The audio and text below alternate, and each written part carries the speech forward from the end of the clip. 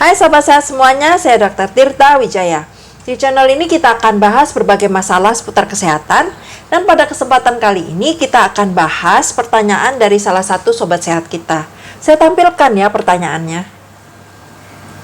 Jadi Sobat Sehat kita ini menanyakan, kenapa sih orang kalau yang biasa hidup di daerah panas, kalau pindah ke daerah yang dingin jadi beser?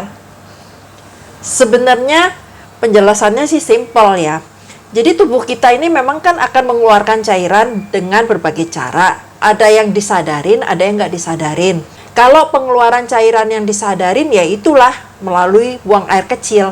Yang nggak disadarin itu melalui kulit, melalui pernafasan. Jadi kalau Sobat Sehat mau tahu, kalau kita napas, itu sebenarnya ada uap airnya loh. Cuma nggak disadarin, jumlahnya berapa nggak keukur, karena kita nggak nyadar.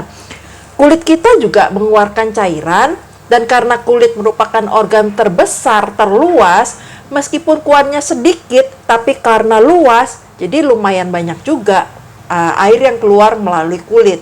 Mungkin lebih disadari kalau kita lagi keringetan, karena keluar airnya banyak. Tapi pada saat nggak keringetan pun sebenarnya mengeluarkan cairan. Nah, waktu kita pindah ke daerah yang lebih dingin, pengeluaran cairan lewat kulit ini berkurang karena pori-porinya mengkerut. Sebenarnya yang berkurang itu bukan cuma pengeluaran air, tapi juga pengeluaran minyak. Jadi kulit kita ini mengeluarkan minyak sebagai salah satu pelindung alami kulit.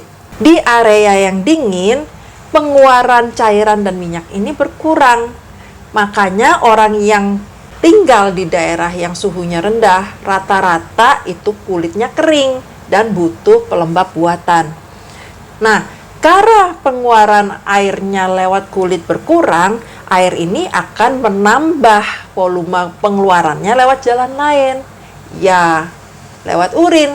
Makanya orang yang pindah ke daerah yang dingin jadi beser, karena volumenya bertambah lewat urin.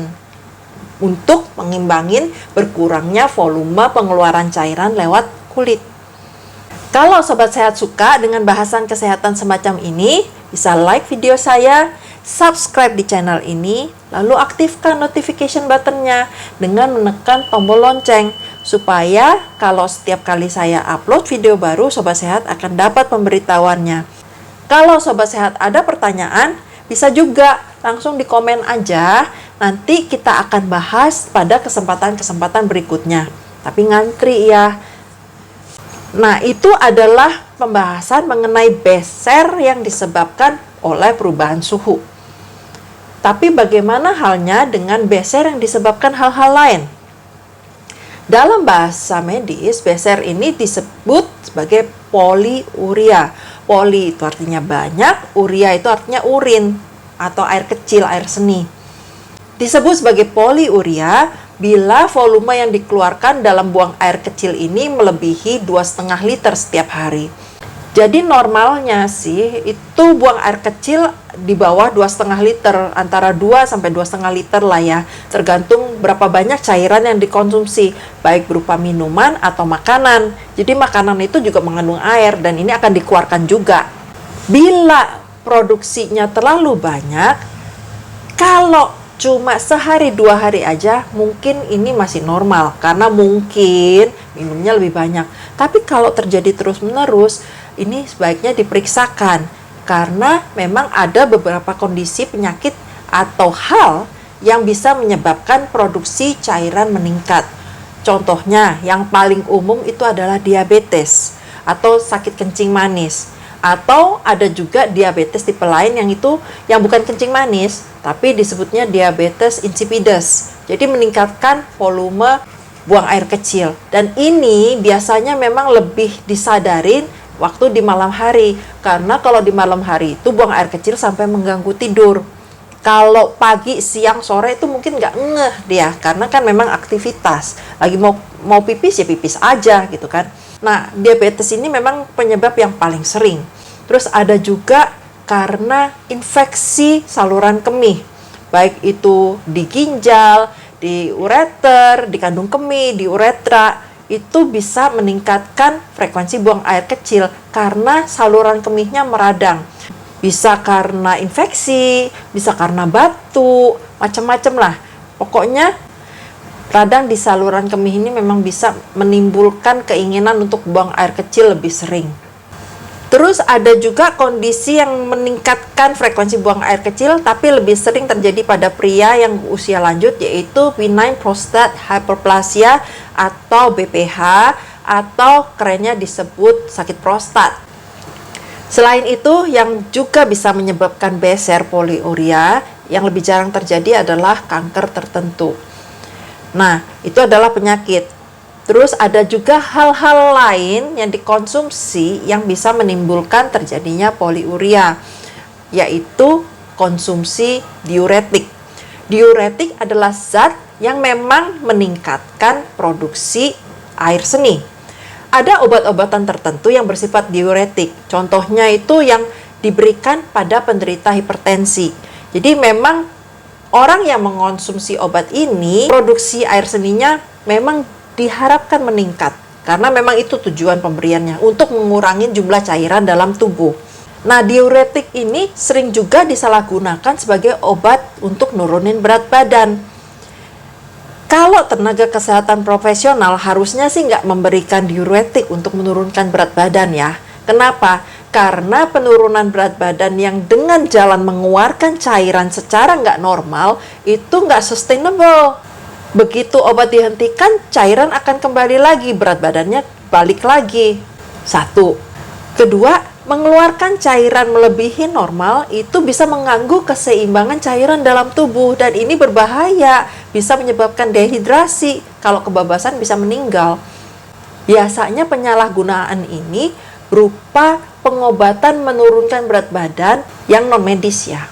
Bisa dijual dalam bentuk suplemen, jamu, atau apalah nggak tahu. Tapi ini berbahaya. Saya sarankan Sobat Sehat jangan tergiur pada obat menurunkan berat badan yang instan, yang cepat efeknya. Memang penggunaan diuretik akan memberikan efek yang cepat, tapi nggak bertahan lama dan berbahaya. Jangan tergiur. Terus ada juga hal-hal alamiah yang bersifat diuretik. Contohnya apa? Alkohol, kafein, teh, yang kayak gitu-gitulah. Itu memang secara alamiah akan meningkatkan produksi air seni. Nah, terus bagaimana cara mengatasinya supaya nggak beser? Ya, caranya berbeda-beda, tergantung dengan penyebabnya. Kalau untuk pertanyaan Sobat Sehat kita tadi kan, karena pindah ke area yang suhunya dingin, ya diatasin dengan jangan berdingin-dingin lah. Jangan tinggal di area yang dingin. Atau misalnya kalau tinggal di daerah yang dingin, jangan nyalain AC kalau lagi tidur. Atau kalau misalnya memang harus dingin-dingin gitu ya tidurnya, ya akalin dengan jalan sebelum tidur, buang air kecil dulu, kosongin itu kandung kemihnya. Sekitar 3 atau 4 jam menjelang tidur, jangan minum lagi. Karena kalau minum menjelang tidur itu nanti ya pelan-pelan akan terisi lagi kandung kemihnya, meskipun sebelum tidur udah dikosongin. Udah gitu, jangan minum diuretik, jangan minum teh atau kopi atau alkohol atau sejenisnya. Itu kalau yang sifatnya alamiah ya. Terus kalau misalnya besernya itu karena kondisi-kondisi tertentu, karena penyakit-penyakit tertentu, ya sembuhkanlah penyakitnya itu. Caranya beda-beda tergantung dari penyakitnya. Diabetes ya diobatin dengan diabetes. Kalau misalnya infeksi saluran kemih ya diobatin infeksinya, dan seterusnya sesuai dengan penyebabnya. Apakah beser berbahaya atau enggak? Ya tergantung. Kalau besernya yang bersifat alami, seperti yang contoh pertama tadi, karena pindah ke daerah yang dingin, itu sih nggak bahaya, karena memang begitu. Tapi kalau disebabkan oleh hal-hal yang lain, karena diabetes, karena gangguan saluran kemih, karena macam-macam, ya itu tentu perlu penanganan medis. Jangan didiemin gitu aja.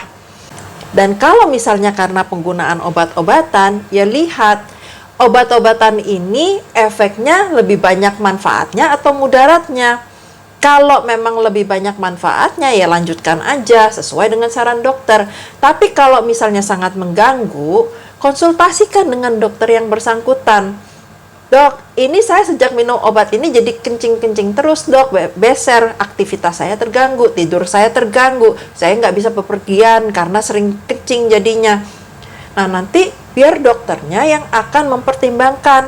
Kalau perlu memang dikurangin, kalau perlu diganti, kalau perlu di stop. Jangan mau-maunya sendiri nyetop. Takutnya kondisi yang diobatin dengan diuretik itu lebih berbahaya dibandingkan dengan kencing-kencingnya. Jadi, konsultasikan dengan dokter yang meresepkan. Kalau ini obatnya dikonsumsi tanpa resep, lain cerita ya. Misalnya obat liar untuk nurunin berat badan, ya stop aja. Karena toh penggunaan diuretik untuk menurunkan berat badan itu selain nggak sustainable memang berbahaya. Stop aja, nggak apa-apa. Atau kalau ragu, udah konsultasiin sama dokter. Dok, saya nurunin berat badan pakai obat ini, tapi jadi kencing-kencing. Gimana ya dok? Biar dokternya yang ngajarin. Kalau saya dapat pasien seperti itu yang kepengen nurunin berat badan, saya akan ajarin cara yang sehat dan alamiah untuk nurunin berat badan, yaitu dengan defisit kalori dan olahraga. Sekian sharing saya hari ini, semoga bermanfaat dan jadi berkat. Salam sehat selalu.